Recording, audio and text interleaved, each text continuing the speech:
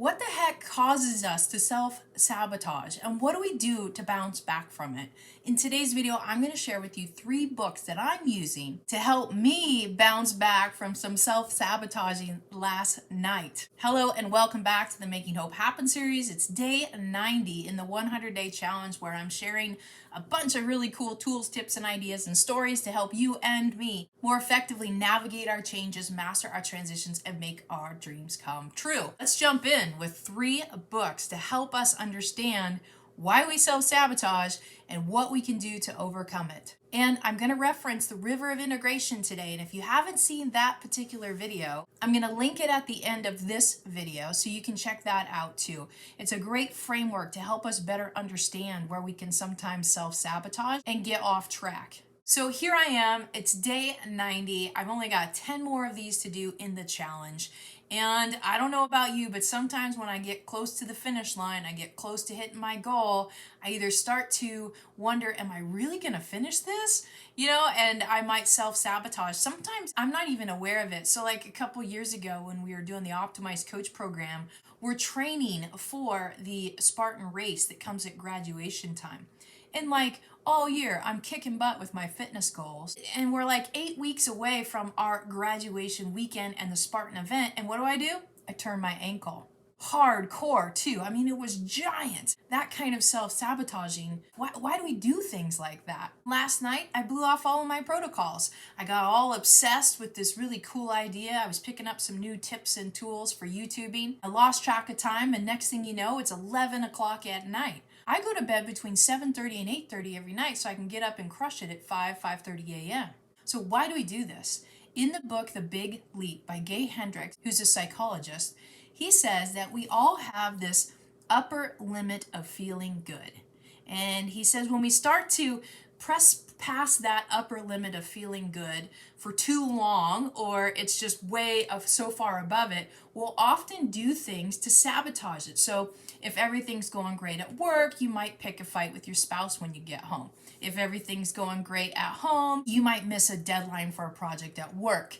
If you're challenging yourself with some fitness goals, you might turn an ankle like I did. Gay says one way to look at this upper limit idea is that imagine a thermostat in your house and you set it for like 70 degrees. Anytime the heat goes above like 72 degrees, it's going to kick on the AC to help it drop back down to 70 degrees, that comfort zone.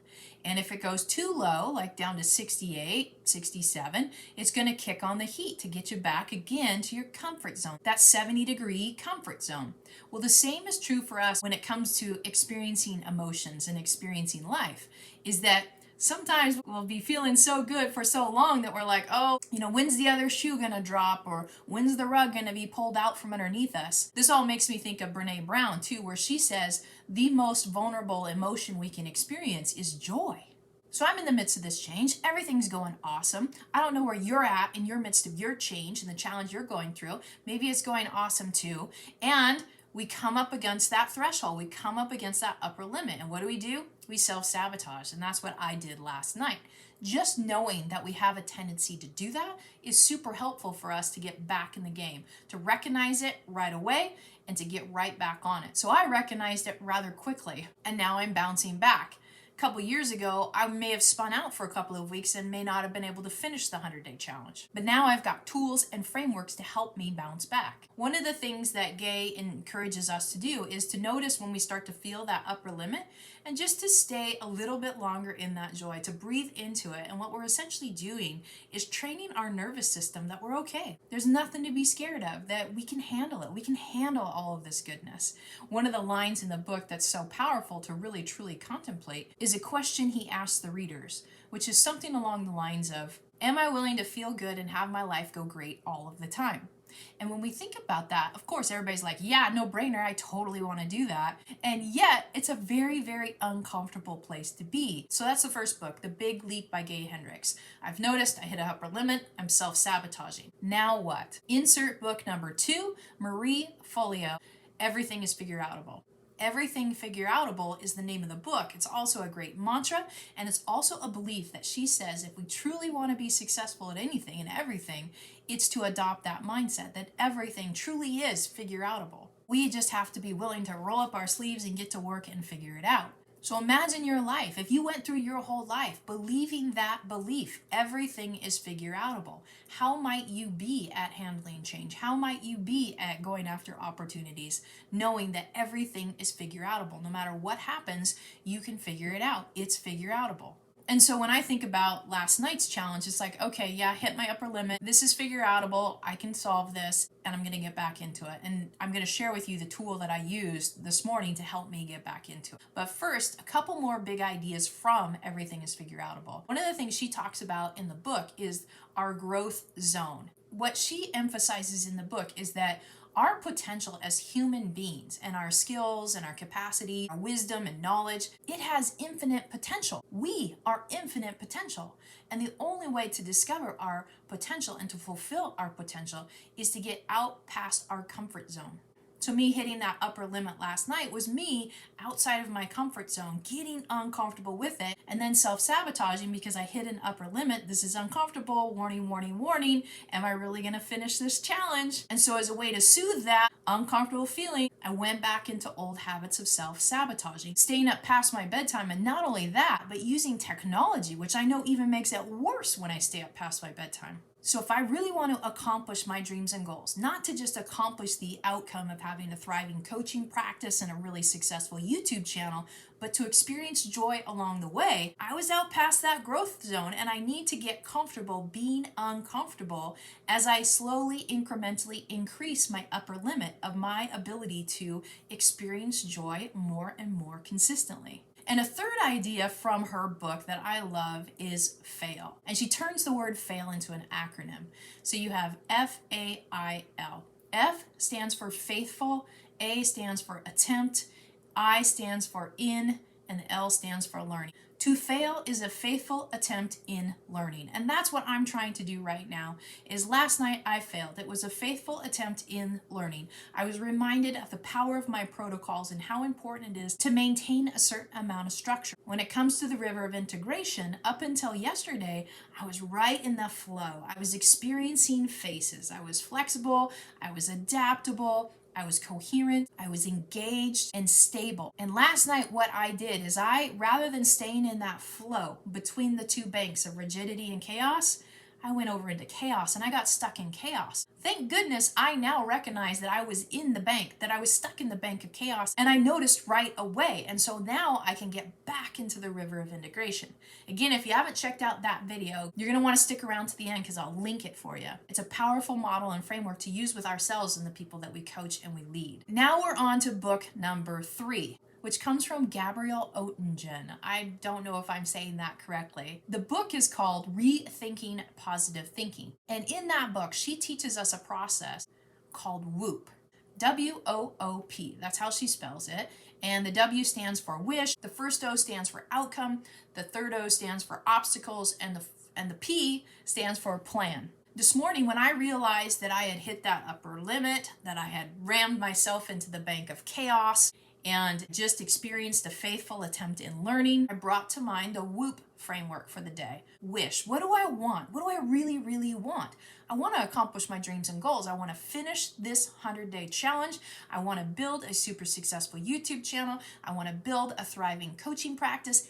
And I want to experience joy along the way. That's my commitment. That's my wish. That's my goal. That's the W in WOOP.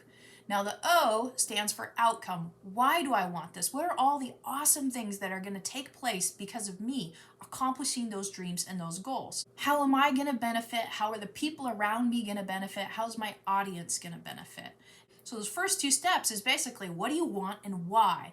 We really want to fire up that why. And this is our activation energy that keeps us engaged even when it's hard, which leads us to the second O, which is obstacle. So what's likely going to be my obstacle? For me, if I don't stick to my protocols, that is a huge obstacle for me. So one of the things I committed to today was no matter what, my shutdown complete is at 4:30 p.m. and I'm prioritizing my sleep tonight. Digital sunset, back on track. So when it came to obstacles, there are lots of obstacles that might get in my way today. So in my journal here, I wrote down what's my plan. The plan takes place when I identify what are my potential obstacles, and then what's my plan when that obstacle comes up. Now, obstacles can be external things, but more than likely, what keeps us from accomplishing our dreams and goals is often what's occurring inside of us. So what inside of you is potentially going to be an obstacle for you to accomplish this dream and goal, this wish that you have, and experience all the awesome outcomes from doing it. When I wrote down some of my obstacles today, it's an overactive brain. Sometimes when I get tired, my brain can start spinning out.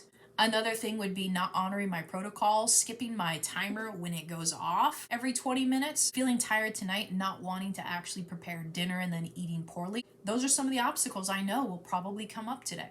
So then the P is a plan. And what we do here is we use an implementation plan, which is if blank occurs, then I will blank. I like to add in a third element to it where I got from Michael Bungay Steiner's book, The Coaching Habit, where in that book, he teaches us to identify the trigger, if blank happens, and the old behavior, instead of blank, I will blank.